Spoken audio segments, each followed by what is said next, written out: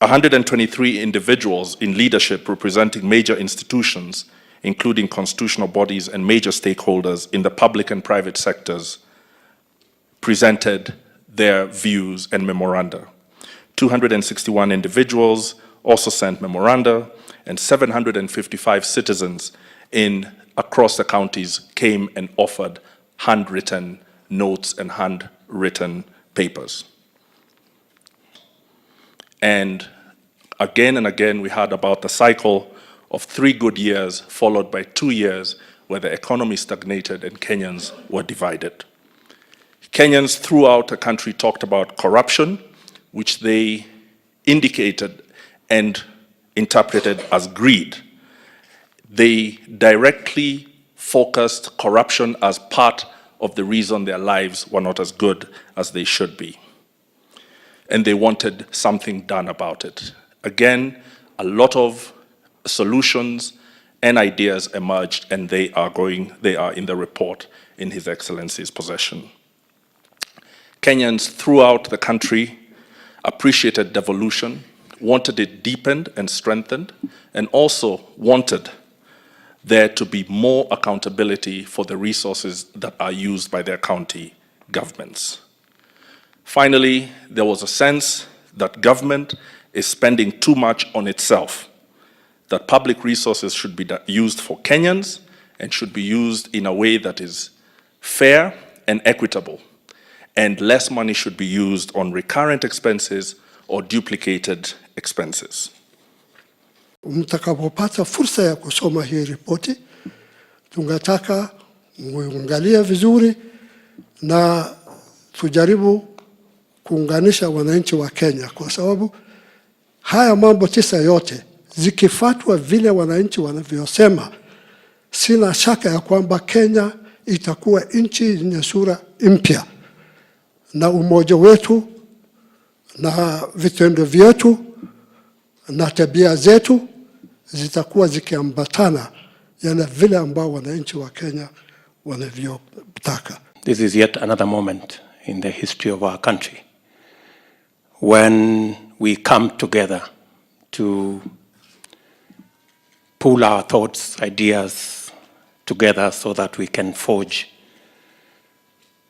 a united front into the future. Your Excellency, I think it's in order for me to, on behalf of many people, to congratulate the team led ably by Yusuf Haji, deputized by Mr. Olo, and the rest of the team for working tirelessly and putting together the report that now is in your possession and will be available tomorrow to everybody on matters pertaining to our present and focusing on our future. Your Excellency, because this is a very pregnant moment, from tomorrow going into the future, we will all be focused on having a honest, democratic, inclusive, informed debate and conversation where no views are superior or inferior, where there is no greater or lesser, where all of us as Kenyans from all shades can have a conversation that informs our future. Waswahili husema ati hayawi huwa. So now this report will be unveiled tomorrow. But we say that this is not the end. It's a beginning. Because these are proposals which have come out of deliberations with some Kenyans, not all Kenyans. From here now, we are going to then begin a national debate of the new Kenya. And some people are going to be free to make recommendations. I have to correct some of these recommendations which have been made. And out of this, a solution will be found which is homegrown. And that will give birth to the Kenya that we all want and desire.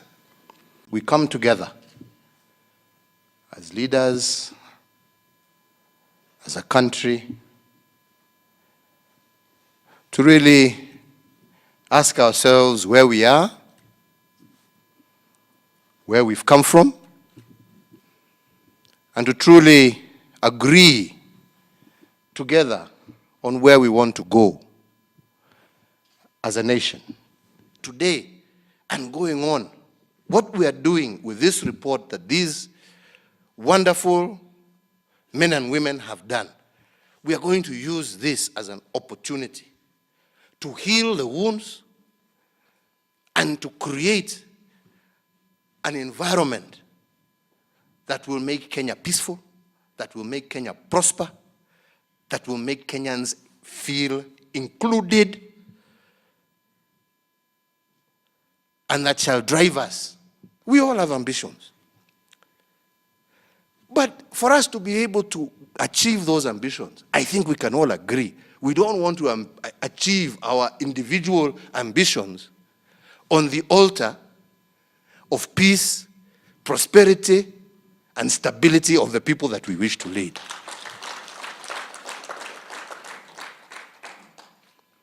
And if we can do that, I honestly believe we have set the path to long-term prosperity and stability for our nation. A time comes, let us shelve these things. Let us debate. I would look forward to talking to my colleagues, my brothers here, because they will have their own views. But I don't want us to shout at each other from a podium. I want to be able to call my brother, Musalia, what do you think? You tell me what is, and I will, to be able to give him my opinion. To do the same with Steve, to do the same with Moses, to do the same with every one of you. And that's what I'm saying. Let's have some kind of national ethos that we live in and we believe in together as Kenya. What makes us Kenyan? What makes us Kenyan should not be our tribe, should not be our religion, should not be our clan. What makes us Kenyan should be something bigger. Let us agree together, what is that? Right? Okay? What is that that brings us together when we stop as a country to watch Kipchoge running? What is it? What is it, and how can we put it together and make it part and parcel of our daily life? What is that when Harambee Stars is playing or when our rugby players are playing, that we will put everything aside? Now we are Kenyan. Right? What is that, and how can we build that and put it into all other facets of our society as a people and carry it forward?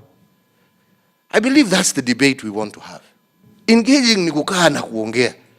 Engaging ni twende mashinani. Let's talk to our farmers. My friend, what is your problem? Ni nini unaona tabu hapa?